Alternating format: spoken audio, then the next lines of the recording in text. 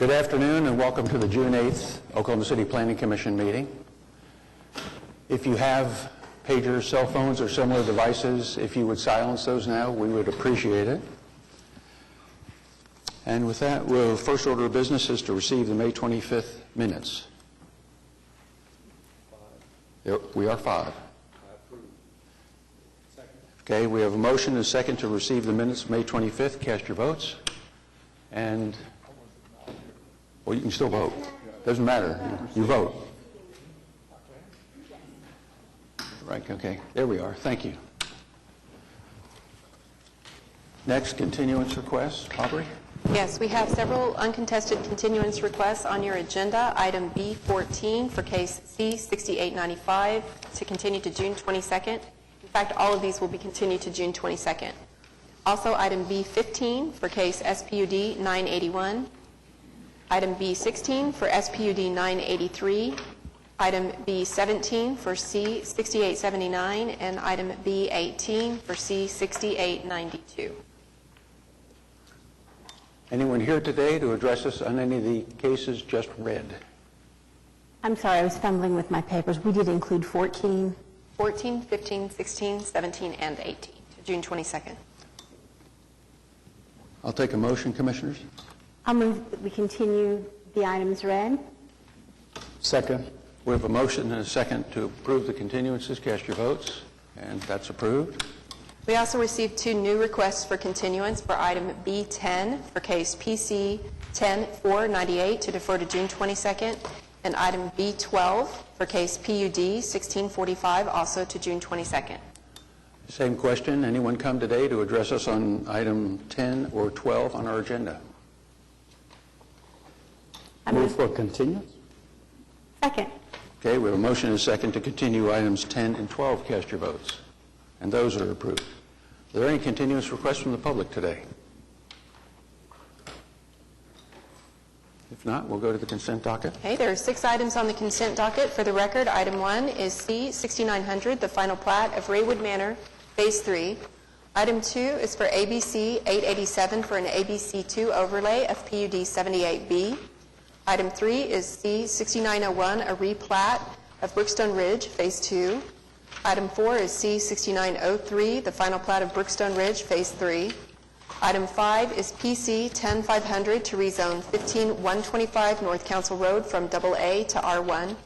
And item 6 is PUD SP 891 for a specific plan of SPUD 891. No one has signed up, Commissioners, and I would like to commend Tim Johnson for really working to protect the trees on item number 6. Thank you. Take a motion. Move the consent docket. Second. We have a motion and a second to approve the consent docket. Cast your votes. And the consent docket's approved. Under items requiring separate vote, item number 7 is SPUD 946 to rezone 1213 North Kellum Avenue and 1633 Northeast 11th Street from R1 to SPUD 946. Is the applicant here?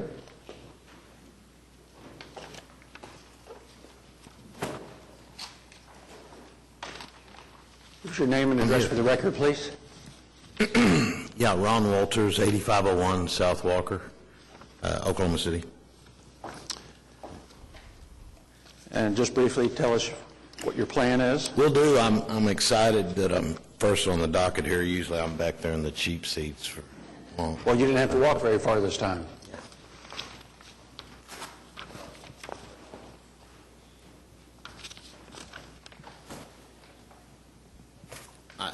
I thought we were going to have one of those fancy lawyers here with the easel, but we can do it the old-fashioned way. Over on the east side of town, I've built 70 houses over the last several years, 16 of which have been duplexes. Our duplexes over there rent from anywhere from $950 to $1,400 a month.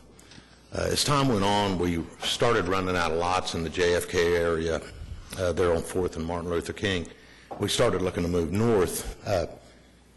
We went in to this immediate area. MLK's out here, and this is the old Moon School. This is the old Truman School site. When we went in over there originally, we started with a little infill cluster type of project like this one. And we built 7 houses along this block right here. We replatted as Truman East Edition. This is the Truman School site that Urban Renewal now controls, and they're working toward beginning redevelopment on that site itself. This house is located right here, just adjacent to that site. We bought the house originally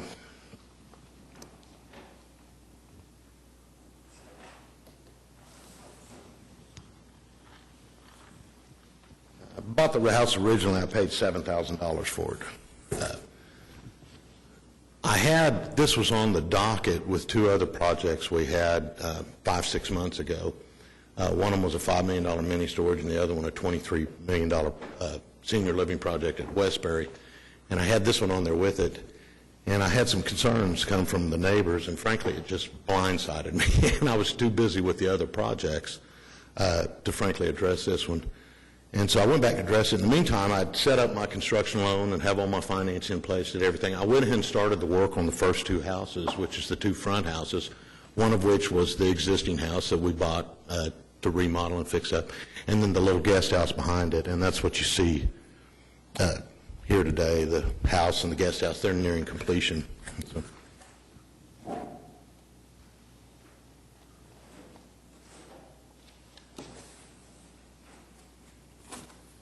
This is the existing lot that we're showing the house there at the back to go on. It's a 45 by 100 foot lot. It's a small lot. Because of the small size, I would have had to rezone it to do anything on it, period, or ask for variances or whatever. There is an alleyway that runs down the lot with some utility lines, stuff like this. What I was wanting you to note here particularly is staff had made comment about wanting to leave the mature trees. We are all about leaving the mature trees on the site. Both of the property lines are lined with, actually all the way around it's lined with chain link fence and significant, really large, gorgeous mature trees and screening from the neighbors' houses adjacent to it. The other thing, and it really doesn't show up in the photo because I'm not very good at taking pictures, the lot drops about 5-6 feet from the front to the back. We're going to have to lower the back down and build a little retaining wall on the west side to help lower the project to, balance things out a little bit. There was concern from the neighbors about building a 2-story house behind them and, what exposure that'd have to them. But I guess I'm trying to prove here that there's not much exposure to be had. And screening is strong there, and we've got a limited amount of windows. If you look on through your packet, I'm sure there's a floor plan there, but you can see the back sides of the property there. This project is a $485,000 project. We've done $2 million worth of construction in the area over there now already. It's exciting for me to drive through the area, and I've had numerous calls from investors and just various people that say, well, they'd always avoided the area.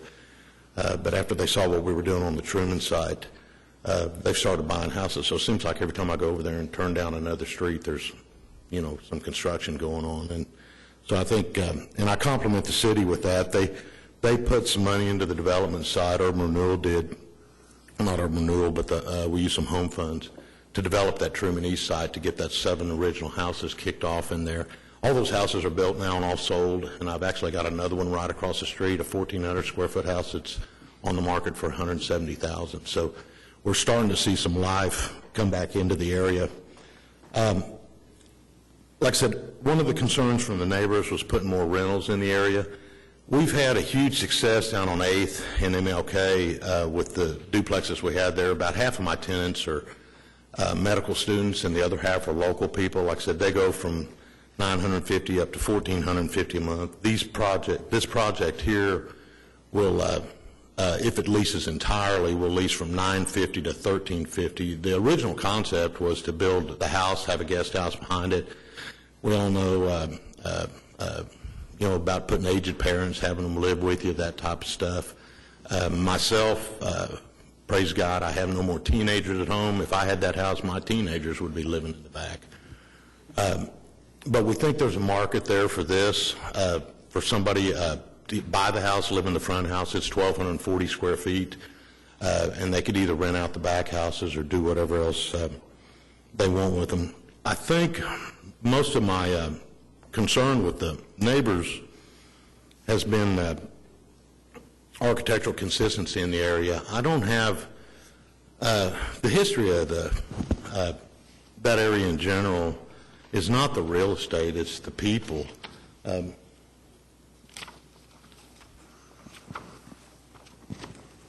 These are the three houses that back up. The lot we're wanting to build on is right there behind it. You can kind of see they're mix and match, whatever. All those houses were built over a 40, 50-year period. Urban Renewal spent quite a bit of money doing a design guideline study, and they, basically identified 6 different architectural styles. And so if you buy a lot from them and there's 1 or 2 architectural styles, you're supposed to try and match, the house that's somewhat beside it. It's a little tough to see. This house, of course, is boarded up. This house is in the condition that a lot of the houses in the neighborhood are. This house is the one I found interesting. The old man that lives here owns this house, and I went over there. I caught him at home, and I asked him if he'd be interested in selling the house, because I was looking for more real estate to go with this situation. This guy is nice little old man, 84 years old. His name's Eugene Smith. He has lived there 74 years. You know anybody that's lived in their house 74 years? I mean, he tells me he was 10 years old, and his dad and him used to pick up trash and across the street in the alley, the horse-drawn cart ran over his foot and stuff like that. But anyway, needless to say, Eugene did not want to sell me the house on the corner. You know what? Power to him. I mean, you can keep the house. I mean, it's nice fellow. I was wanting to respectfully request, approval of this. I had a couple of issues with some of the TEs that they questioned the lot coverage and setback, and I just looked at the footprint of that. Buildings themselves, when you put both lots together, which we're rezoning this as one unit, is, like I said, an infill cluster type, all in one parcel, even though it is 2 lots. My actual coverage, not including the driveways, is only 30% of the overall lot, plus their corners, so I obviously have room there. I do need the one access point off of Kellum. They had comment about that, but I was wanting to use a shared driveway. The middle little guest house at Building B there doesn't have a garage. What I was hoping to do was on the duplex on the back was to build 4 garages, one for each of the duplexes, one for the guest house, and one for the front house also. The front house does have a carport with it. The sidewalks, they requested sidewalks on the Kellum side. There is no sidewalks all the way down my side of the street forever. But on the other side of the street, the sidewalks are in place already, and I think a lot of them have been put in brand new. My lot drops off quickly there toward the corner, and I'd be the sidewalk to nowhere, basically. And then I think item B7 there, they also had, allowing 2-story house in there also. They had comment about that. But do y'all have any questions of me or anything? That's about all I got. If we look at the TEs, which ones do you take issue with? A1, B3, B4, B6, I believe, is the same as A1, and then B7.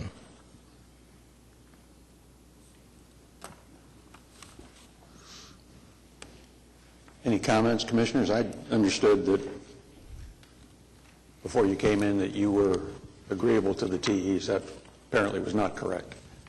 I'm sorry? I say I had understood from the staff that you were actually in agreement with the TEs. I guess that I misunderstood. Yes, sir. Commissioners, Lee? Yes, Mr. Chairman, I have spoken with Mr. Walters, and he has done tremendous work in the area, and we've tried to sit down and kind of look at what could be some options for him. In this particular case, this just does not work, given the compatibility with the other development in the area that is coming, the Truman Project that we have already approved, along with what is really consistent in terms of how the other homes in the area is. This coverage on this lot is 2 stories with overlooking the other neighbors and the area. He's really talked about the 5-foot drop, but that still does not cut down on the 2nd story and those windows. And because of really also being in disagreement with the TEs, I cannot really approve this project and would not move for approval of this project. And I don't know what might be the pleasure of the other commissioners. Yeah. If there Any are other any suggestions, other Janice? comments from other commissioners. Janice? Well, those are the same concerns that I have. I just don't see the introduction of, a multifamily development of this type in the middle of this block with, inconsistency of scale and style and all of that. I can't support this application the way it stands now, whether there's any thought that, to take more time and try again. Since I haven't been involved in what's happened up till now, I don't have a feel for that. I would support it if there were a desire to do that, but otherwise, I can't support the application the way it stands today. Anyone else, commissioners? Any other comments? No, I have a problem with the building height, and, I don't think that they, the second or the 2-story, I could not vote for it under that circumstance. Is there anybody here to protest? We just have protest petitions, but we're looking at 3 commissioners who are saying they're not in favor of it, and so there's no way we can approve it today. I can tell you that. I move for denial. Second. Okay. We have a motion and a second for denial. Any discussion further? Should I ask for a continuation again at this point? Or would I? It would seem only if you're going to make a significant change to the application. Honestly, guys, I've looked at all the options. At this point right now, I'll just sell the lot probably with the 2, front houses. I've had time. I've looked at it. I could build a garage on it. Don't even have to ask for anything but a permit to do that. But I don't see that that's keeping with the area, and it makes the project less financially feasible. I've got a unique set of circumstances. It was kind of one of those deals. I had to spend more to actually make the project economically feasible. I don't know. I ran options on doing what seems to be popular in the area, or what the popular, everybody's kind of drank the historical Kool-Aid over there. They want me to build little 30 by 40 square box houses with single car detached garages. That's just not the market that I've caught. But anyway, I would ask for a continuation if I could get approved for that. Well, we've got a motion and a second on the table for denial. So, commissioners, you ready to vote? Cast your votes. It is denied. Thank you. Thank you. Item 8 is PC 10499 to rezone 823 Southwest 31st Street from R1 to O1. Applicant here?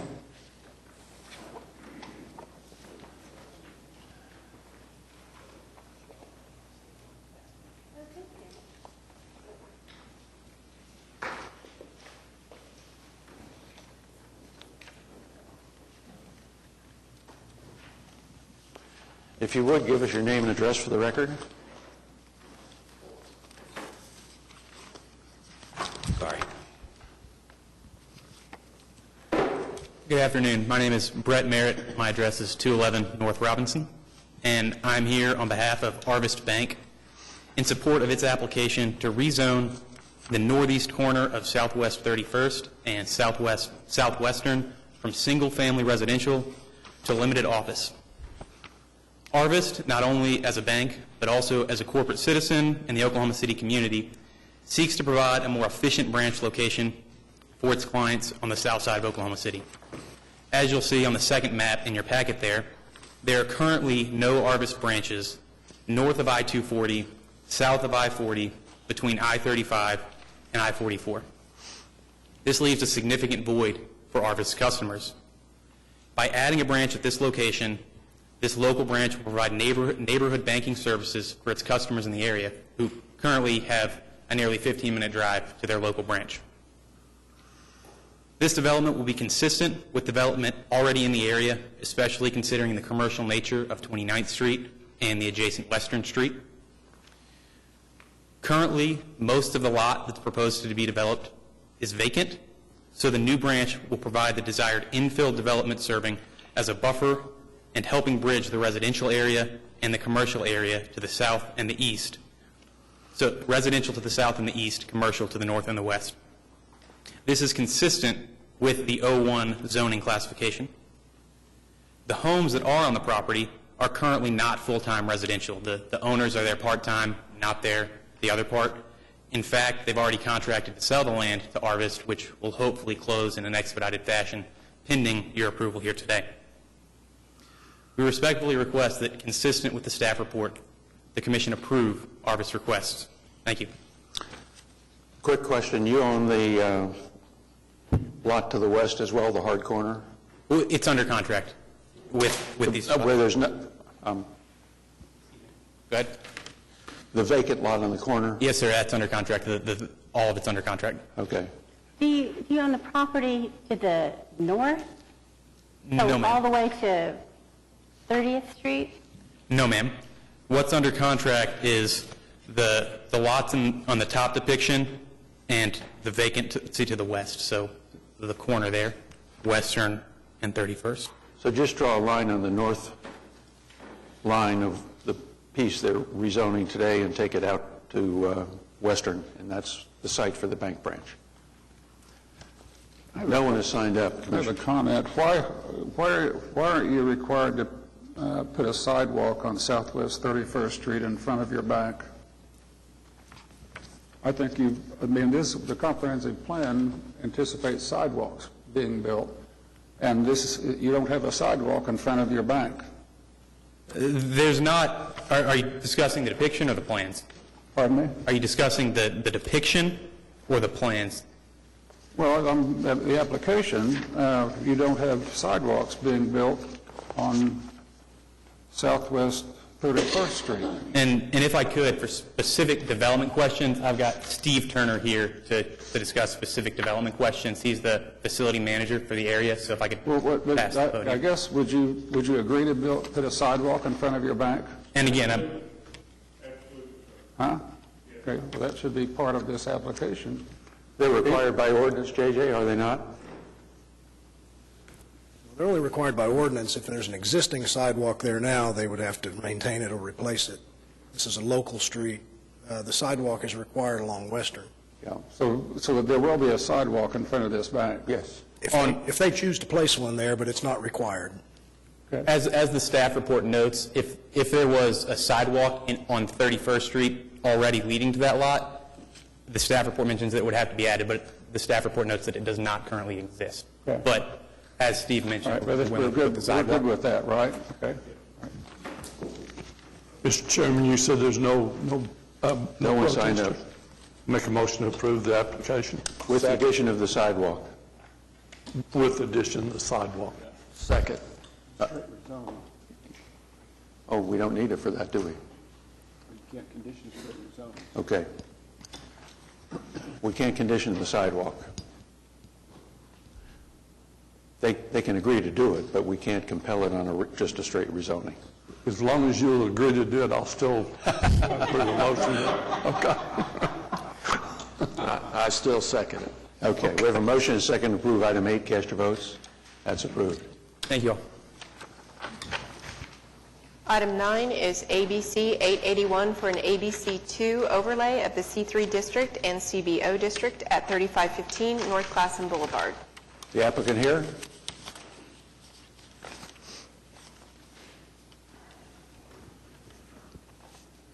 If you would, please give us your name and address. Sure. Good afternoon. My name is Ermias Jeremiah Wandamu. I'm here on behalf of Yamlak Fakad Jerusalem. He's on duty right now, and I'm his partner, business partner. So I'm here for 3515 North Classen Boulevard. Basically, I'm here for from the March 23rd, the Planning Commission Committee meeting, just to follow up. Me and my business partner, Yamlak Fekad, we talked about if we can agree on extending the time or the just our initial plan, and we sticking to our initial plan, if it's possible, like, and that's what we are requesting for. Okay, well, you just want the overlay and you weren't willing to do an SPUD. We have some people signed up to talk in opposition, so we'll let them to the podium and then you can come back. Sure. Suzanne?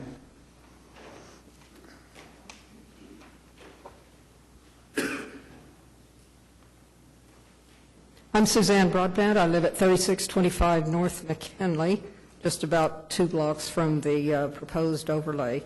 Last time I spoke at length. Thank you for your indulgence, Mr. Chair and Commission. So I'll be brief this time. I just want to call your attention to this little packet that I believe was distributed to you that I brought today. It was. Since the last meeting, the Putnam Heights Board of Directors has met.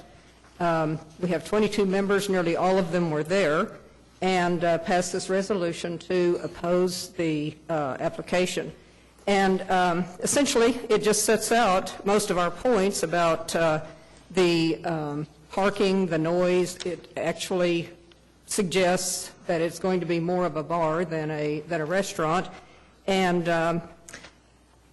long-term, an ABC2 overlay would affect Putnam Heights potentially very much. Mr. Jerusalem and Jeremiah are wonderful guys. We have met with them. We like them. I wish they were becoming neighbors in Putnam Heights by buying one of our nice houses rather than trying to put what we perceive as a bar next door. The map that you have in your packet is essentially the one that's in your packet prepared by staff, but I have added a little bit of notation to put this application in perspective, and I had this at the last meeting, and most of you heard about it. Just to remind you, this is not an area that is highly populated by bars and restaurants. Farther on south on Classen is a bit more. But this area is offices and homes, and Memorial Park is just across the street, and it is not an area that's conducive to this kind of activity, and it's not conducive to the applicant's success, in our opinion, and that's one of the things that really threatens us. We're threatened by what they're proposing now, but long-term, an ABC2 overlay could just pass to anybody, of course, that might not have the sincerity of their dream that the applicants do. I wish them well in their dream, but this is not the place for it. Putnam Heights, the other thing in your packet is the picture of the Putnam House, and that's in there only to give you an idea for those of you who don't know the kind of neighborhood Putnam Heights is, the kind of investments that we've made in our property and continue to make, the kind of investment that the city makes in this area. The beautiful lamp post you see in front of the house was a joint city neighborhood matching grant project about 20 years ago. The Oklahoma City Community Foundation works with us very often on trees and landscaping in our medians. We take care of 4 acres of public park out of our own money, $8,000 to $10,000 a year, plus all the other extra things, keep up our property. And we just need your help in protecting what is important to us, but more important is important to Oklahoma City. Putnam Heights is a significant historical asset. It's a historic preservation district. The houses there, we have at least 30 that are over 100 years old. The one that this property would abut to and be very subject to the noise, the parking, et cetera, is 103 years old, occupied by an owner. It's not rental property, and it's our easternmost boundary, and we want to protect it. Putnam Heights is on the bus tour this afternoon of the State Historic Preservation Conference. You almost lucked out, and I wasn't going to be here to speak because I was supposed to participate in that, but I decided, being down here, to help preserve Putnam Heights was more important than showing it off today, much as we'd like to do that. So that's essentially all I have. Just call your attention to how important this neighborhood is, and Dr. Graham, I think, has some more to say. He's the owner of Oklahoma City Beautiful, which is right next door.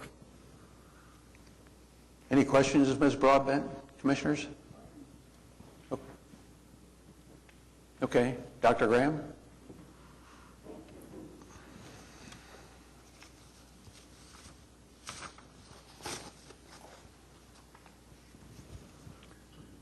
Your name and address, please. Good morning. Or afternoon, I guess it is. My name is James Graham. I live at 4901 North Coltrane. I'm the proud owner of Classen View Veterinary Clinic and owner of the building that is now next door to the applicant. Classen Beautiful occupies that building. A little bit of history that's maybe redundant, but nevertheless important to me, and that is that we moved a portion of that building from the southwest corner of 23rd and Classen to that location under the approval of the Putnam Heights Neighborhood Association, and with the help of Bill Gunderson, we remodeled and added on to that building to the building that it now is, a very nice standalone office building. We're very proud of that building. And Oklahoma City Beautiful likes being there. We extended them a very generous lease arrangement to the degree that my mortgage payments are still greater than the minimum that I receive on that building, that we get an in-kind donation so that washes out. But nevertheless, that's an indication of our support of that organization. And their lease comes up again in 2020, and we hope that we will have a situation where we can extend that arrangement with that organization. So we're very proud of what they do for our city.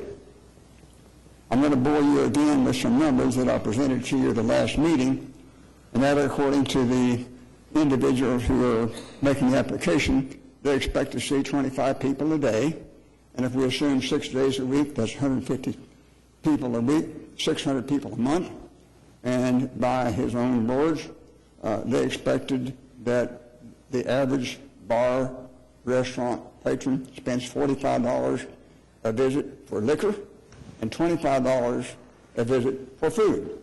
Well, obviously, that's kind of an upside-down relationship between the alcoholic income and the food income for what they're applying for. And my concern is that this is really a glorified bar hiding behind the skirts of a restaurant. And my concern also, of course, is it have a negative impact on my building there. And for that reason, I strongly oppose the approval of this application. Thank you. Thank you. Any questions? Thank you so much. We appreciate your attention. Okay, Commissioners, discussion?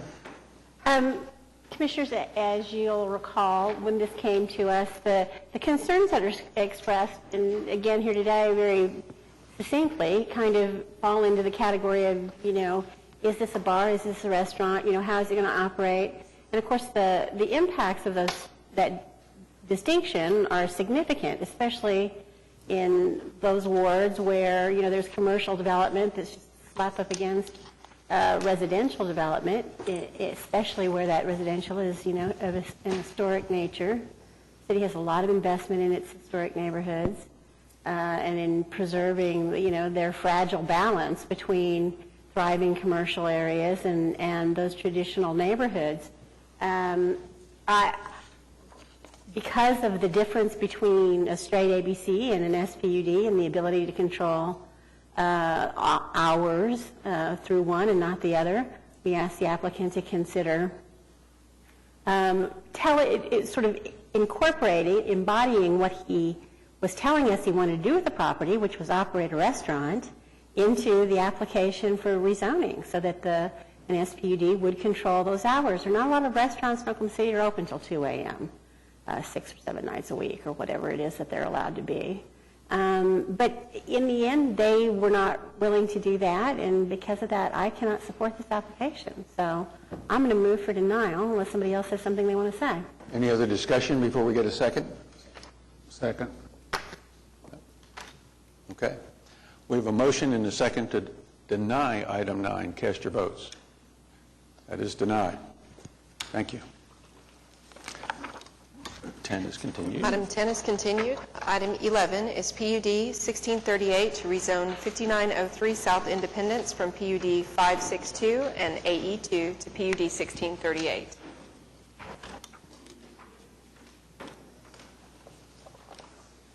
Hello. Steve Landes, Land Run Engineering, Shawnee, Oklahoma, 201 West 9th. It's about the fourth time I'm here. We kind of started this project back about October. Kind of here to just try to see it through its fruition at this point. We'd actually looked at 2 or 3 things when we started. The primary goal of this project was to actually construct a large convenience store up on the corner and then utilize the properties up against Independence and on the corner more for restaurant-type facilities and to look at a different diversity that both the city and the community would like. I think we really tried to do that up front. We tried really diligently to actually meet with the church and actually did a walkthrough through the neighborhood. And then following that right there, I think we even held off at one point to try to actually poll the city and try to get information from the city staff. And that was a second deferral that I had actually looked at on this project.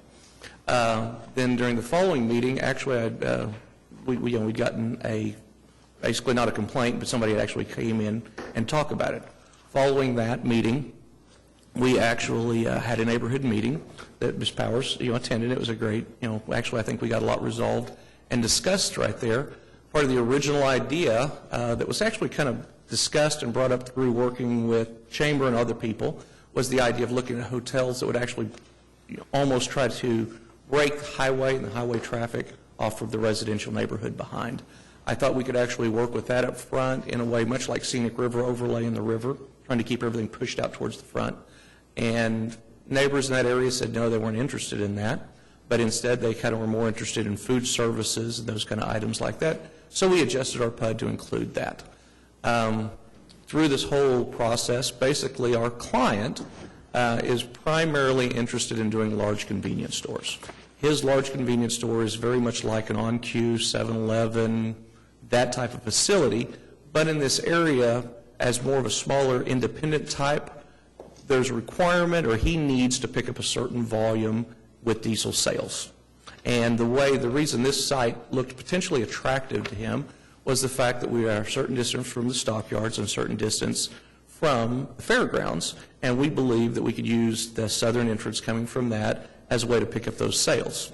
The other thing that we were looking at is the fact that I would say a large quantity of traffic that actually travels through the airport is box trucks and service vehicles that actually could provide those other services. His real interest in that was to pick up maybe about 20% diesel sales, but it has always been viewed since then as this is a large-scale truck stop. There was in no shape, form, or fashion this ever being considered a truck stop in that sense, or the entire 18 acres would have been viewed as a truck stop. So we've gone through this right here. One of the things that actually did come up through here during the time period since our deferments was to look at the idea of a traffic study. We've actually looked at the traffic study. Matter of fact, that was one of the staff requirements we had up front. But at one time, Ronick was a little bit hesitant about doing this traffic study up until when we actually potentially could look at the zoning. Well, most of the time when you're looking at a traffic study, you're thinking $8,000 to $10,000. This one, when our traffic engineer got back with city staff, is looking all the way back to Meridian and south through that area, and we're looking at a $30,000 to $40,000 traffic study when we're done. So at this point, Mr. Mon would be basically dumping about $100,000 in this property without any kind of guarantee of what he was what he was trying to do. And at this point in time, he's really not interested in going that far unless we had some kind of assurance that this, that this would actually be able to work. I think from the time period that we had looked at this project back in October, we've tried to do a whole lot of due diligence to try to work with the community and everybody around to try to provide something in this area that would greatly impact and improve the potential conditions on this coming in. Part of the reason I think for the attraction as well is Oklahoma City, we all know, is look at this Lariat's Landing project. And part of that's basically all of Portland inside, which is one of the other things that's always concerned me is the fact that everybody's convinced on this project the problem is the amount of traffic that this is going to generate from transient traffic from coming inside. Fact is the transient traffic on this project is actually coming from the airport.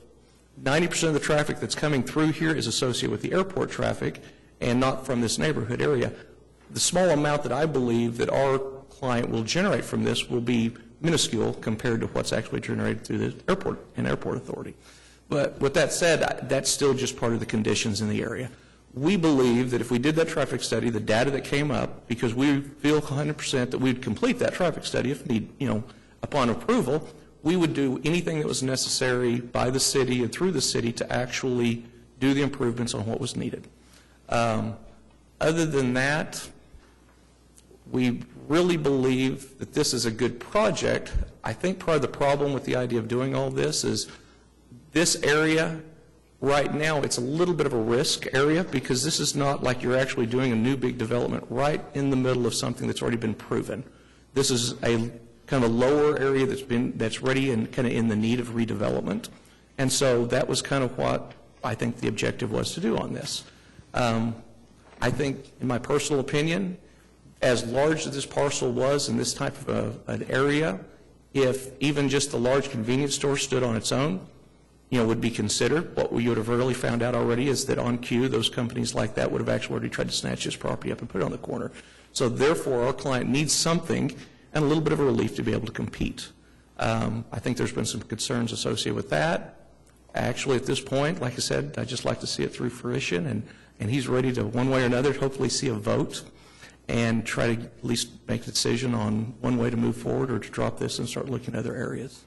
The only other thing I could really say is the way I actually even wrote this PUD document, it was in a way that we would continue working with the city staff and everything else to make sure that this area is well developed properly, that actually is a positive asset for the city. I think it's a really important thing to do in this area because, like you said, this is kind of an entrance and a gateway into the airport, and one of the first places, the last places, people that come in and out from the airport see. So there's no way that this property would not be properly developed.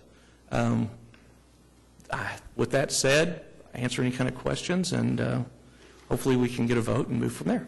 Well, I'll say one thing before Ms. Powers jumps in, and that is we're not in the business of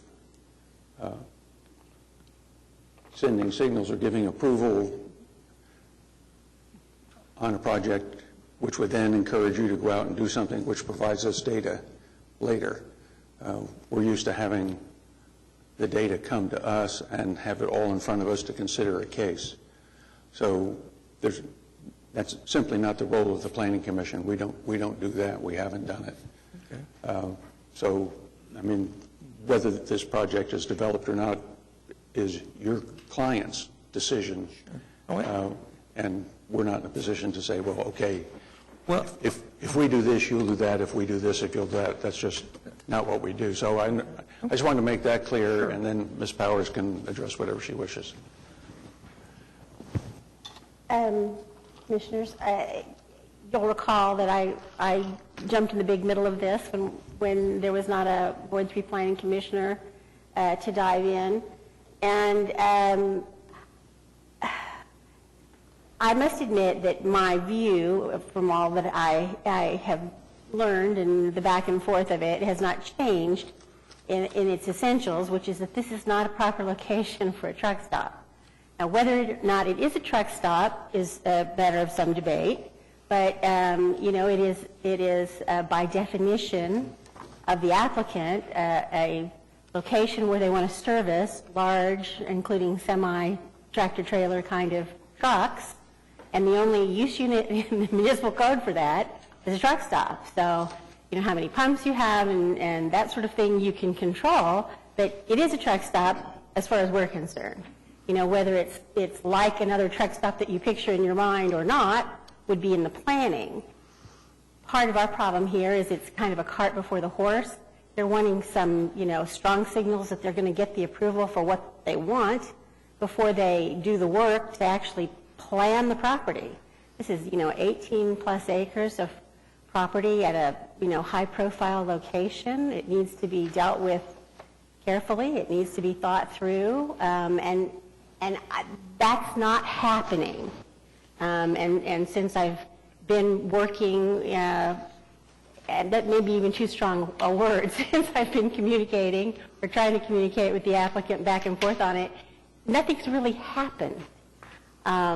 There was a meeting that was held, in a parking lot one evening as the, storms were threatening overhead, and it was the night before a planning commission meeting, very hastily arranged, very last minute, to which the applicant relied on the protestants to round up people to attend. This is just not the way we do things, and there's nothing that's being done to actually further the development of a plan for the redevelopment or the development of this site that I can support or live with. So I know that Ms. Lockwood is here. She filed a petition with the city. It had over 30 names of protestants to this property.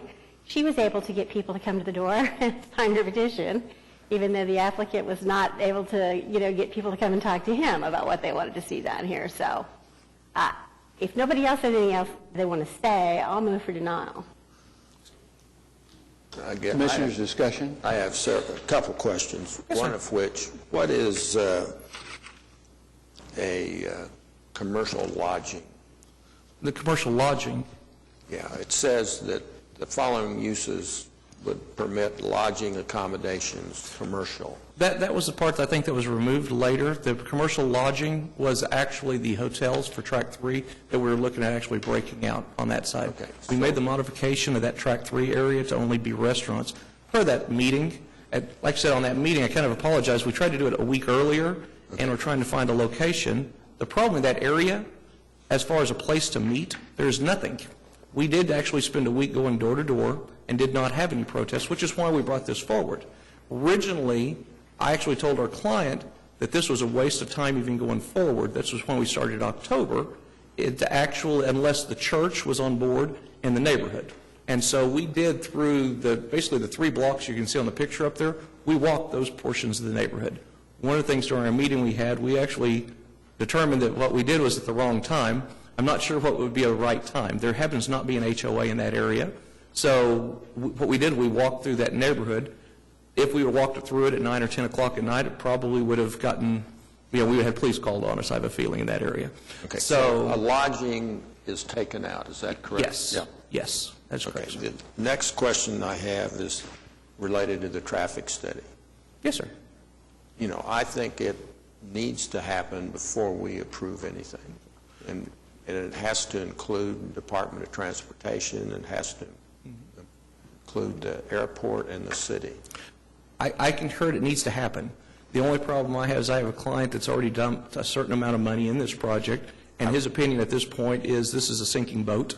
I realize that, but I think from my point of view, that needs to happen before we look at the applicant's application. I think that the percentage of risk that he's talking about financially at this point compared to the potential for being approved isn't there anymore. Yeah. And well, so... Again, like I said earlier, that's his issue, not ours. No, that's... Well, the only thing I've kind of looked on that, because I did speak with J.J. and them about it, and we did up front, we're talking about the traffic study, and I think the comments that came back was, well, we know that it was required per city staff upon completion of the application. And I think that was, from what we understood... You need to address us, not Jason. Oh, I'm sorry. I just want to clarify, make sure I'm not in the wrong, on that, is that was more standard procedures to actually say, once we get to a certain point, yes, if city staff requires the traffic study, we'd complete it. And that was the direction that I think that we had tried to go up front with. Okay. Well, Mr. Chairman, Dennis has a there's motion. on to deny, and I want to second that motion. That's where I was going. Thank you. Ms. Lockwood, the motion is on the table to deny. Are you perfectly content to sit there? Or? Okay. Okay, Commissioners, we have a motion and a second to deny item 11. Cast your votes. And it is denied. Item 12 was continued. Item 13 is PUD 1646 to rezone 12300 North Coltrane from AA and CHC District to PUD 1646. Tim, I haven't seen David Yost in a long time. I assume this is his project? It is not. It's not. Just nice to see him. But he's been kind enough to help us arrange, and we had a meeting that I'll explain Okay. with the Stone Mill residents earlier in the week. This is a project that we initially talked to staff about several months ago because it only contained the northeast, roughly quarter section. As the development went forward, we determined that we needed a better place to access this project, which is north of the Flying J and this heavy highway commercial on its east side. So we pitched to the developers that we really need our own gateway. And so we approached the property owner of this quarter section to sell or grant an easement for a public boulevard street. And at that time, this developer said, you know, I'd like to join your development and rezone this all at one time. So here we are before you with this rezoning of everything at one time. So this is how we approach the original schematic layout. Our primary developers, mostly a residential developer. They do want to put their corporate office up here. So we're removing some of the C4 and making it O2 so they can have a corporate office.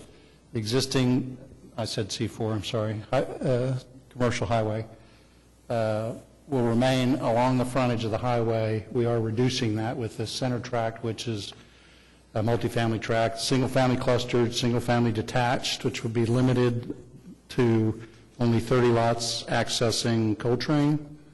Our office, residential and commercial here, very limited with only access to 122nd Street, which has been widened and approved, with signals here and here.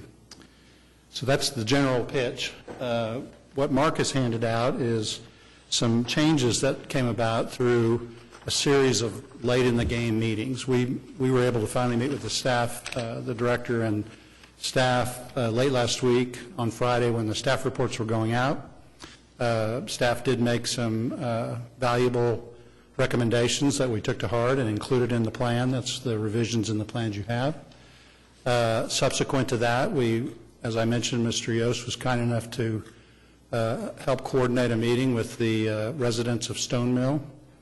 And to date, I think he's the only contact that's been made to the staff with regard to protesting. But I'm sure David's going to have a few words to say about the Stone Mill residents. So we did meet with them late Monday night, and they had some additional suggestions and corrections, and asked that we include those, in which we've agreed to do. And so what Mark has handed out is some minor corrections that I'd like to read into the record. So the added language, which requires a specific plan for non-single family tracts, we've added that into the PUD. That originally was not in our application. Staff recommended that and we agreed. Added language for increased landscape buffer along Coltrane. On tracks 5 and 6, we've included a minimum 30-foot landscape buffer to be retained, and we may further that by saying that if any of that area is currently open or without trees, it'll be up to the developer to add additional trees in that open space. So the purpose is to block the view interior, but retain the view that residents in that area see today. So we made some minor changes to tracks 5 and 6 pursuant to the meetings. In track 5, we removed the eating establishments, fast food, and other eating establishments would be limited to those associated with an residential office complex like a deli or coffee shop, something like that. In track 6, we removed several uses that we felt was inappropriate: animal sales and services, grooming, convenience sales and personal services, custom manufacturing, and all the fast food and drive-through uses in track 6. And also in track 6, we limited the food and beverage sales to a grocery store only. So if we happen to get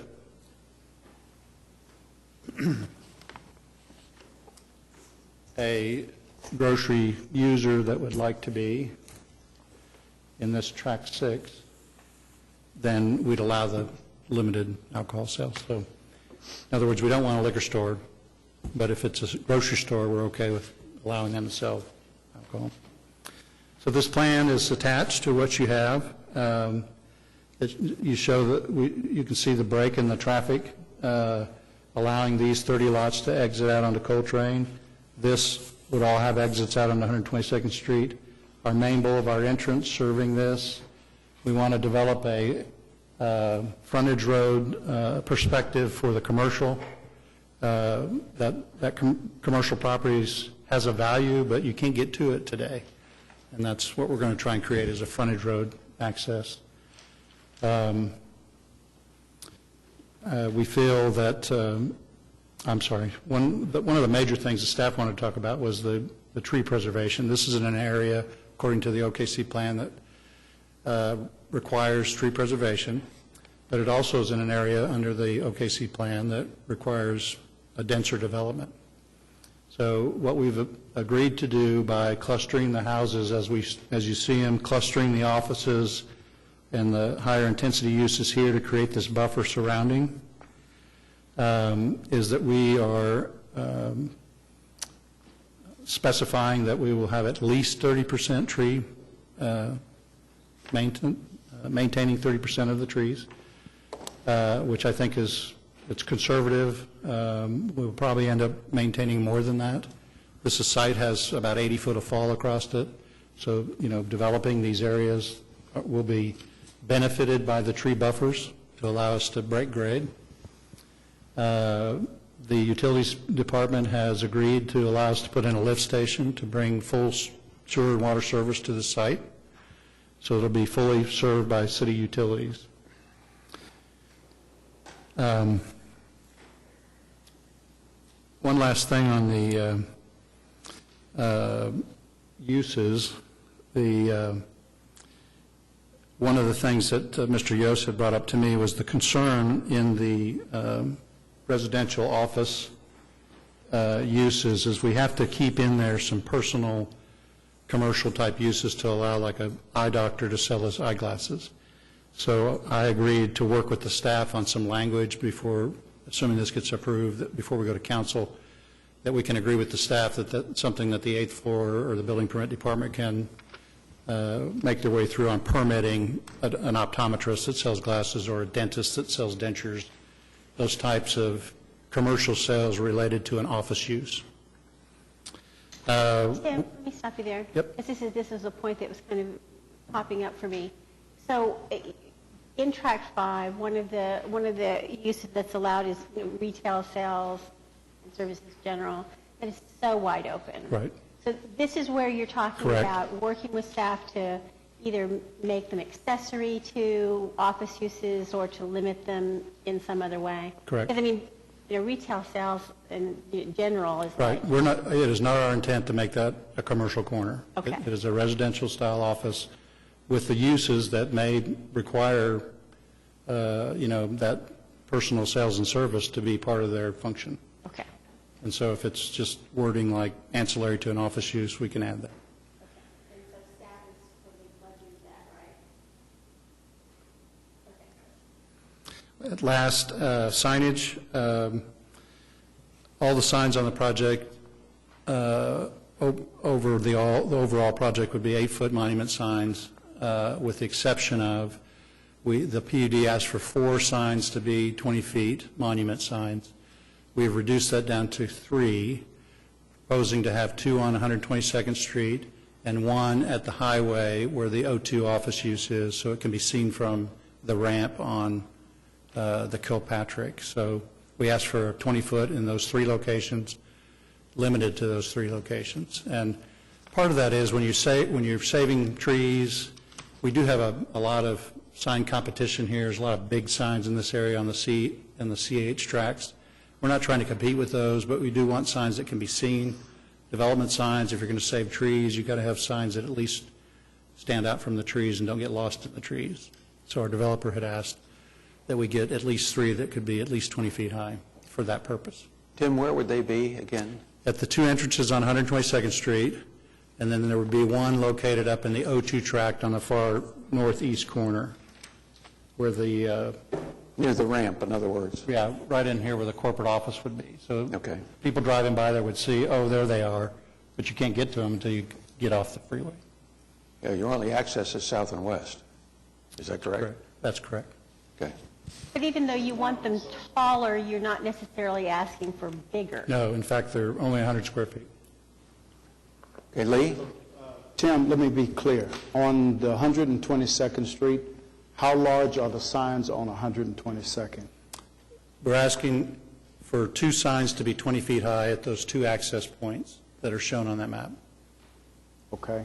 But the area of the sign itself would be 100 square feet, is that what you're saying, Tim? Yeah, when we talked, though, I thought we had talked about 8-foot signs. Every other sign on the project would be 8 foot. Just those 3 would be 20. And that's the way the PUD's written, is that any other project sign or any other sign interior for the multifamily or anything on the commercial end would be 8-foot monuments. But those 3 locations are be 20 foot to be able to stand out the access points. I know in the very back in that northeast corner, though, that is heavily wooded, and that is on really the highway, so you would really have to come around to get off. Right. And I know that there are several other signs over there. I'm just trying to understand why we would need signs to be that large on 122nd Street. I think it's obviously there's sign competition back to our, where the back of the Flying J is, but beyond that, there's not any. Truck stops, yeah. Beyond that, the only advantage to having a taller sign would be to compete with the trees that we're going to retain. And you know, these trees are 40-foot high trees. And, Tim, I understand the reasons you're talking about with the northeast sign, 20 foot, and it's difficult for me to get this out of my mouth, but I can see that. I wouldn't agree to this application if you have 20-foot signs on northeast 122nd Street. 8-foot monument signs is all you need. And I won't approve 3 20-foot signs. I'll approve the one on the northeast corner. okay, understood. Tim, you may have mentioned this, but the access easement from 122nd, you've got it hash marked out. Is that not going to be, is that going to be some kind of a emergency easement? More or less an emergency access easement. It doesn't make sense to snake your way through that heavily trucked and heavily commercial area as a main entrance, so it's going to be more of a back door. But that does exist to provide additional access to the property. That's what we're trying to show, is there's multiple accesses to the property. So that's not going to be a road then with the project? It will be paved, yes. It'll be, okay. But it'll be more as a back door, an emergency access. Okay. Our primary entrance is going to be the boulevard. Are you going to put signage there? No. But it'll accommodate emergency vehicles, fire trucks, and so forth. So, Tim, one more question. Now, you're going to also need a sign on Coltrane as well, right? To enter the residential area? It'll be the standard residential signage that's permitted in that zoning. So that would be Okay. it'd be an 8-foot or smaller sign. 8 Right. foot or smaller, correct. Okay. And then you're increasing the buffer, as I understand, in the southwest corner. Yes, we established a minimum buffer of 30 feet in the PUD. Originally, it was not in there. That's what we've added today. Okay. And I've sent this information to the neighbors. We're looking at a different design, I guess, in the residential area coming off of Coltrane. So Yeah. you're reducing the lots and the density in that particular tract. That's correct. Yeah, this was the original submitted with the application. That's why I made the handout today. Right. And we provided that to the neighbors as well. The staff brought up a lot of good points about circulation and access and the amount of traffic we'd be dumping onto Coltrane if we didn't break it down. So that resulted in us relooking at that, and that's why we have these positive changes. Okay. Well, I'm not sure I have a problem with the 20-foot signs on Coltrane. Usually I agree with Bob on 8-foot signs, but On if there's Coltrane or 100? excuse me, 122nd Street, because if there's that kind of tree cover, it's going to be difficult to see an 8-foot sign as a practical matter. There's nothing, Commissioner, competing with those signs right there, though. There's that, and he's going to have all of that. You've actually moved through what is the truck stops and all of that. You've moved through all of that, and so all he has left is, Well, just be blocked by the trees he's not taking down is what my understanding is, but that's okay. I know Mr. Yost would like to say a Yeah. few words, and I'll consult with my clerk. Let's hear from Mr. Yost.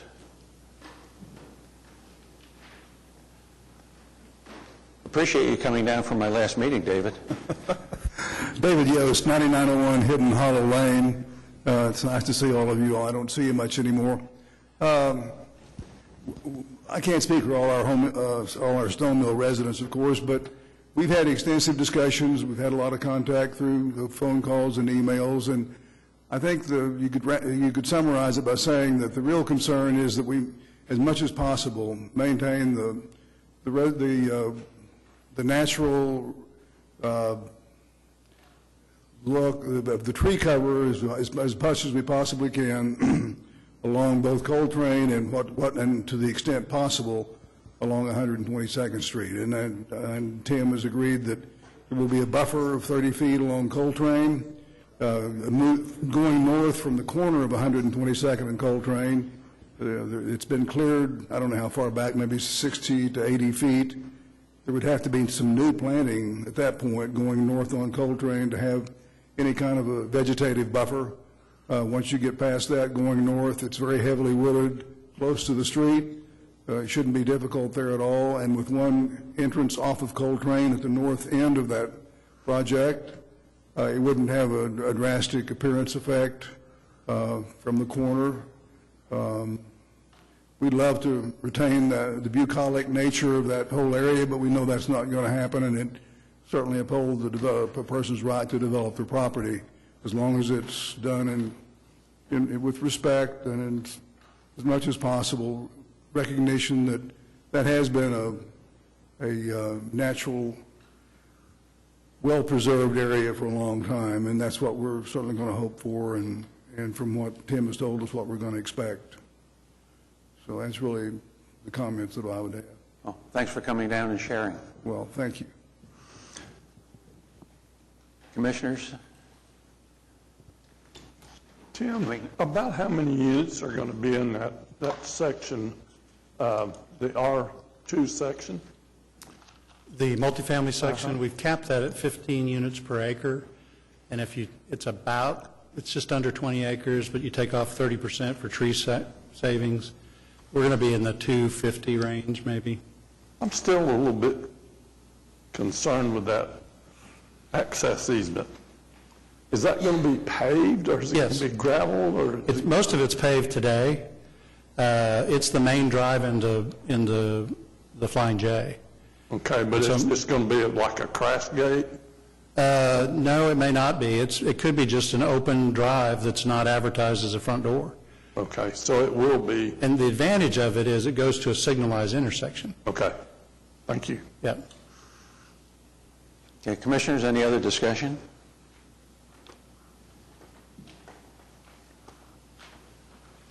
I'm not going to get your 20-foot sign, it sounds like. No, I think we would request maybe we find a compromise at 12 feet because that particular property owner, as I told you when he joined in the development, he's concerned about, because his property, when we get back off the street, provide the buffer, he's way up a hill. He wants to be able to have that properly signed to be for the right people to drive up that boulevard and find those uses. So we would ask if we could consider a 12-foot. Commissioners Cooper and Bright, 12 feet? I think that's a compromise. 12 feet, I can live with that. So if we can do 12-foot signs, then we would agree that just on two. Two of those, and then the one in the far northeast. I understand that's going to be what, 20? 20 feet, yes, sir. Okay, so if we're willing to add those as TEs, then we would, yeah. We'll make that. Then I'd be willing to support this project. I think you've moved it out of the buffer zone, that office that, I don't know, that third, whatever that middle office is in the back, you've moved that out of the buffer zone, and so the row adjustments and additions that you've made, the reduction in uses in Track 6, I'm good to go with this project. With the added TE of 12 foot, I'll move for approval. We have a motion and a second to approve item 13 as conditioned. Cast your votes. Thank you so much. Approved. Thank you. The remaining items have been continued. Well, planning commissioners, Just would like to publicly say a word of thanks to John and Bob for just your service to this commission. And thank you so much for your leadership, your insight, your wisdom, institutional knowledge. All of those things have just been invaluable resources to this planning commission. And I just want to say personally and publicly, thank you. thank you. Well, I'll second that, and I'd like to, it's been a pleasure to serve on the Planning Commission. Like John said earlier, we've got to know people that we probably would have never got to know if it hadn't been for serving on the Planning Commission. And I just appreciate Bob and John and, for the service they've done and the leadership that they've provided. Well, I wanted to say that, Bob Bright has been kind of like a nurturing parent to the city as it's transitioning from this great big small town of its past into this kind of like real city of its present and its future. And he has done that with a kind of good humor, I think, that sometimes belies the fact that he's really determined to push for, the best possible result that he can orchestrate, as we have just seen demonstrated today. He's kind of reminded me as we've moved along that there are some growing pains involved in that transition from great big small town to a real city, as we've dealt with urbanization and, limiting parking requirements and trying to nurture and foster the kind of revitalization of smaller commercial areas in very close proximity to some, delicate areas, both in terms of residential areas and other commercial areas. The Ward 6 seat just encompasses so much with, the historic neighborhoods and the areas like the Stockyards and, Bricktown and the riverfront and downtown and midtown. And, he's just been really a wonderful guide. And he's a fierce defender of all of those areas. His interest in beating back the decluttering, if you will, of the city of Oklahoma City for the signage and his interest now in the night sky and that sort of thing. It's just been really wonderful. He's been a great mentor to me. And he gave me one piece of advice that I really try to hang on to. He told me once, it's like you're not getting paid anything while you've got your vote, so, spend it wisely. And I really appreciate him encouraging me to aspire to that. thank you. Well, he has been all about saving trees and all about seeing what he can, being vigilant about signs. I mean, I just think of Bob as the sign and tree guy. Well, you're pretty much a tree guy, too. Well, yeah, but you're at the forefront. I'm always standing right behind you saying, go, Bob, go. You've made We'll save those trees. I'm really sorry I missed the 1 o'clock function, but I can't remember the last time I've had a flat tire.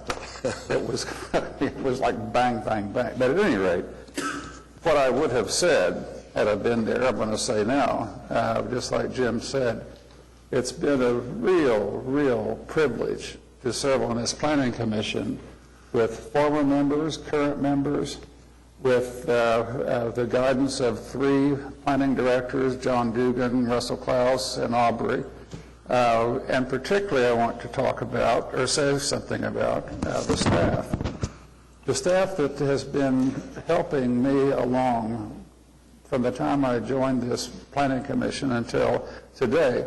Just look at the applications. You go through this morass of 400 pages of comprehensive plan, pick out what works and what this particular application doesn't do or how it complies, that's an extraordinary amount of work and knowledge about what we do have with this city, and that's the comprehensive plan that we worked hard to adopt, and it's going to work in the future with the new planning commissioners, because when I joined, actually when I was first invited to join was almost about 14 years ago today, when John called me and said there's a vacancy on Ward 6 Planning Commission. I said, wait, no, I'm happy. I don't, said it won't take any time at all. It's a piece of cake. And so here I am, almost 14 years later at my last meeting with John. And really, it's been one of the most enjoyable and I think productive things that I've done with regard to a civic responsibility and a civic calling, because in that almost 14-year period, look what the city has done, not because of me or us, but the combination of us on the Planning Commission, the mayors, and starting with Norick, Humphreys, and then Mayor Mick, and then coordinating all that with Planning Commission, with City Council, and the city has done a completely 180-degree flip-flop, and I'm really proud to have been at this seat during that process. I thank the Municipal Councilor's Office for their guidance and their opinions, and then, it's like sayonara, and what do they say? Old planning commissioners never die, they just fade away. That's me. Anyway, thank you all. Yeah. Well, you can believe most things I say, Bob, just not that it wasn't going to take very much time. Do have a resolution for you, Bob. Oh, go ahead. Can I make a motion? Sure. I'd like to make the motion that we have a resolution of commendation for Ward 6 Planning Commissioner Bob Bright, a resolution of commendation for at-large Planning Commissioner Chairman John Yokel. Second. Well, I've got a resolution. Do you want to say something before the resolutions are read? You may. Well, this is a resolution of the Oklahoma City Planning Commission acknowledging Bob Bright for his valuable service and dedication to the Planning Commission. Whereas there is no greater commission than public service, as it is a dedication to others at personal sacrifice, and whereas Bob Bright has faithfully served the citizens of this community as Ward 6 Planning Commissioner from October 14, 2003 to June 8, 2017, and whereas during Bob Bright's tenure, he participated in the development and adoption of 2 citywide comprehensive plans, multiple area, corridor, and sector plans, updates to the city's subdivision regulations and sign code, and numerous studies that have guided growth across the entire city, and whereas in addition to the countless hours Bob Bright volunteered, sorry about that, serving on the Planning Commission, participating on special subcommittees of the Planning Commission, and attending study sessions and special workshops, he also volunteered his time and energy to the city of Oklahoma City by serving on the Bricktown Urban Design Committee for over 7 years, and was a mayor-appointed member of the Citizens Advisory Team during the development of Plan OKC, and whereas Bob Bright has consistently advocated for good design and development and trees, and has worked diligently to help the city improve development regulations, guidelines, and processes to promote more thoughtful, efficient, and quality development, and whereas Bob Bright's expertise and knowledge of Ward 6 has been beneficial to the Planning Commission and residents of Oklahoma City in facilitating decisions that created a better community and strengthened the core of the city, and whereas Bob Bright's compassionate nature and collaborative spirit have served the community well in resolving conflicts and providing applicants with sound aesthetic and creative advice, and whereas Bob Bright's contribution in guiding decisions about development has made numerous projects more successful through better communication, collaboration, and community support, and whereas the fulfillment of Bob Bright's responsibilities on the Planning Commission was achieved with a heartfelt dedication and earnest devotion to the well-being of the community and betterment of the city.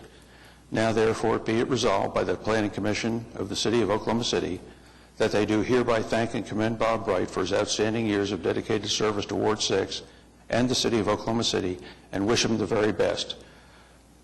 Signed the 8th day of June by the chair of the Oklahoma City Planning Commission and acknowledged by Aubrey McDermott, secretary. Did you sign that? I did. But Mike's the chair. Who? Well, now, No. who reads yours?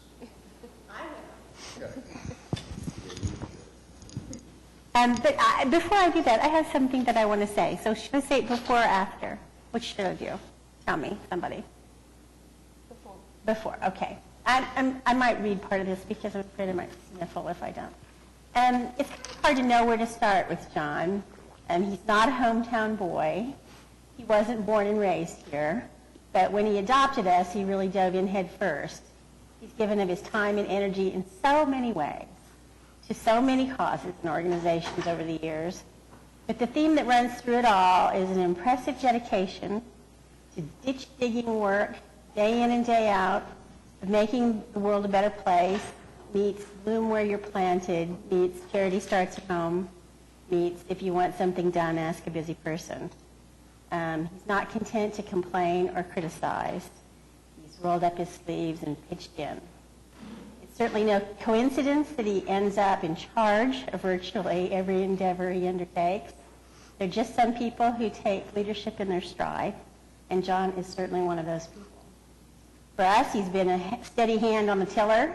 He's kept us on track and moving forward through a time of enormous change in the city of Oklahoma City. He's been uniformly civil and even-handed, fair-minded and professional, while investing a staggering amount of time and energy to guiding this commission, and in that capacity and others related to it, to bettering the city of Oklahoma City and upgrading its future. He's had a clear, consistent, inclusive, practical, and fiscally responsible vision of the near term and the longer view. He's worked to realize that vision with a quiet authority and the no-drama, behind-the-scenes cooperative approach that has traded credit taken for results obtained.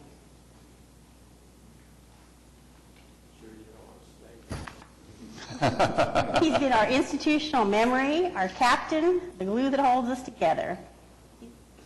It has been his willingness not only to make the commitment of time and energy required to be an effective chairman, but to continue that effort from year to year that has provided the consistency that has allowed the commission to be effective in spite of a drumbeat of change in staff, from more than one planning director, down in the very structure of the department and the adoption of a whole new plan, and the process of its adoption, and the structure of the plan itself, what it encompasses, how it works, the ongoing effort to implement the plan in the midst of changes to the makeup of the commission itself, the comings and goings of the membership.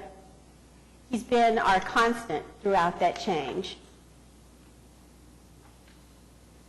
He initiated, instituted, established many of the policies, practices, and procedures that are ingrained and even taken for granted. For me, he's been a friend and a mentor. I'm not quite sure how we're going to get along without him, but I have to admit he's earned some time for himself. He's been a proponent of and leaves us a legacy of cooperative interaction between departments and commissions and boards. We really can't thank him enough, but instead we'll just say, don't be a stranger. Thank you for those comments. I stop and think, I don't know how many committees Bob has served on. How many committees have you served on? Stockyards, Bricktown, UDC that we meet on, that's the 3. Was you on the Board of Adjustment at one time? No? You were on the Board of Adjustment at one time. I was, yeah. And weren't you also on another committee before you actually came up to the Planning Commission? A couple. Okay. Starting with historic. And I know Janice right now is on the Board of Adjustment, and she followed me on the bond committee. I was on the bond committee for 3 years, I think it was, and she followed me. and I was on the Board of Adjustment for a couple of years, and she followed me. So, you know, all of us that have been here for a while not only have spent time with the Planning Commission, but with other things. And, you know, I know it's been enjoyable for me, and I think it's been enjoyable for Bob and John, so. Well, see, that's why I told Bob it didn't take much time. I didn't tell him about all the other options he was going to have. Well, but the other factor, Jim, I mean, the entire Planning Commission, when I came on, it was remarkable about the amount of time each commissioners spend on going through the applications before the meeting. You know, this committee comes prepared, and I mean, this commission becomes prepared to hear what the applicants are saying, rather than just say, well, I don't know what it is, it sounds good to me. But there's really research, and there's also time spent in driving around neighborhoods, you know, or going to the places where these things happen, you know. So it's not just, you know, serving on the committees and come on the Planning Commission, but there's really a significant amount of energy involved by each commissioner of knowing what they're doing when they sit down. And I really, it's been a great, great ride with great people. You know, don't get discouraged. You will get to the bank a couple days a week. I mean, it won't be a problem. You know, Councilman Stone asked me, he said, how many hours does it take on a Planning Commission? And I said, Councilman, I really, you know, and I think if you really put a pencil to it and you do the job the way it needs to be done, you'll spend 15 or 20 hours a week doing it. And you know, that sounds like a lot, but I'm going to tell you, if you do it right, that's where it's going to take. Or what it does take, maybe. And it's also well paid. I mean, we get Rusty is still in the house. Yeah, any second thoughts, Rusty? Huh? Okay, But shall I the read? pay is good, so. Yeah, we get the big bucks. Resolution of the Oklahoma City Planning Commission acknowledging John Yokel for his valuable service and dedication to the Planning Commission and just to the city of Oklahoma City in general. Whereas there is no greater commission than public service, as it is a dedication to others at personal sacrifice, and whereas John Yokel has faithfully served the citizens of this community as the at-large Planning Commissioner from July 31st, 2001 to June 8, 2017, and whereas John Yokel has served as the Commission's longest-standing chairman since July 14, 2005, and whereas the Commission's long-standing endorsement of Chairman Yokel was due to their confidence in him to run efficient, effective, and civil meetings with respect for all individuals involved, and whereas John Yokel's tenure on the Planning Commission, during John Yokel's tenure on the Planning Commission, he participated in the development and adoption of 2 citywide comprehensive plans, multiple area, corridor, and sector plans, updates to the subdivision regulations and sign code, and in numerous studies that have guided growth across the entire city. And whereas in addition to the countless hours John Yokel volunteered serving on the Planning Commission, participating on special subcommittees of the Planning Commission, and attending study sessions and special workshops, he also volunteered his time and energy to the city of Oklahoma City through serving on the Historic Preservation Commission and was a mayor-appointed member of the Citizens Advisory Team during the development of Plan OKC. Whereas John has worked tirelessly with his peers to develop sound land use policy, met with citizens, community leaders, and elected officials on individual applications, attended conferences and workshops to elevate his skills to achieve high standards in the performance of his position, and whereas John Yokel's experience, preparation, and participation in the review of development proposals, paired with his talent for resolving conflicts and providing advice to applicants, has facilitated decisions that have created a better community. And whereas John Yokel's passion for making the best decisions possible was evident in his encounters with residents and staff, Whereas John's contribution has positively improved the quality of life for all citizens of Oklahoma City through land use decisions of the Planning Commission, development and implementation of the city's comprehensive plan, and review and adoption of past general obligation bond programs. Now, therefore, be it resolved by the Planning Commission of the City of Oklahoma City that they do hereby thank and commend John Yokel for nearly 16 years of dedicated service to the residents of the City of Oklahoma City and wish him the very best. Thank you.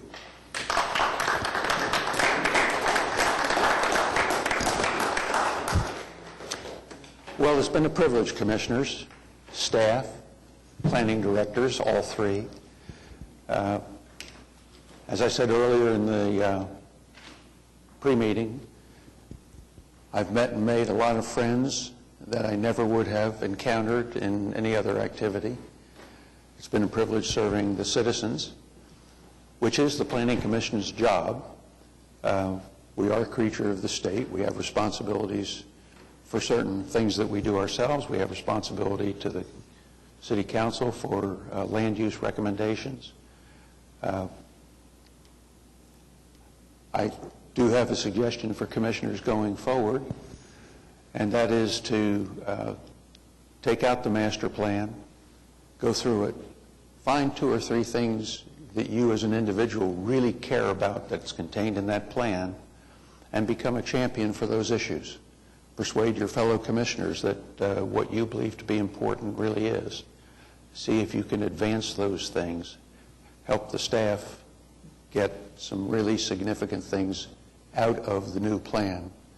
If I have a frustration, it is that it took us 5 years or so to get the 2010 plan adopted in 2015, and we're now in the process of dealing with consultants to try and get a review of the subdivision regulations and the zoning ordinances so that we can put subdivision regulations and zoning ordinances in place that actually support the policies of the plan. And it's just driven me nuts that that won't happen until 2018, 19, or 20. So if I have one regret, I would have pushed some of those things harder than I actually did. But that's for future commissioners to take care of for me. And again, it's been a privilege to work with all of you, to know all of you, and I will fondly remember my years here. Thank you.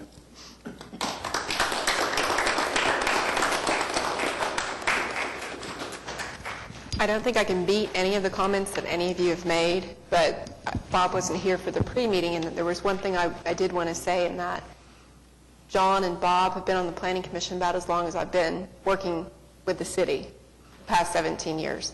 So I feel like I've kind of grown up with you guys, and that we've held each other's hands this whole way, supported each other in good work. That I promise you will continue. I really hope you do check back in with us. I know you're going to both spend more time in Santa Fe, but really want you to keep in touch, and we'll keep in touch with you, and feel like a lot of the things you've set into motion are still, out there being launched, and they're going to move forward, and our city's going to move forward with them. So I want to thank you both for being so supportive and being a good friend to the department. We did frame your resolutions so that you could hang them in your house, and I'll give these to you on the way out. Thank you. Development Services, anything further? Planning Department, anything further? Municipal Counselor? Citizens to be heard? I think we're adjourned at 3:10.